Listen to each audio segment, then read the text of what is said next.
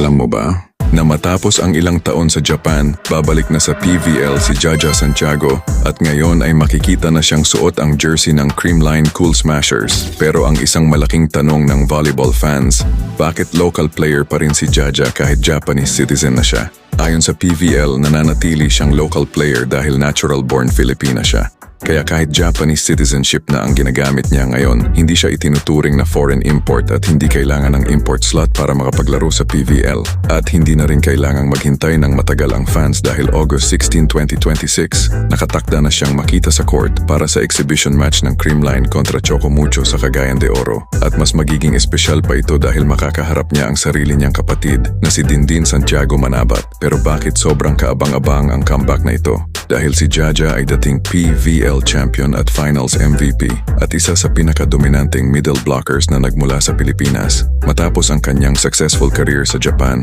ngayon ay babalik siya sa liga kung saan nagsimula ang malaking bahagi ng kanyang professional journey. At ngayon makakasama na niya ang powerhouse lineup ng Creamline Cool Smashers. Kaya ang tanong, kaya pa rin bang ipakita ni Jaja ang kanyang dating dominance sa PVL?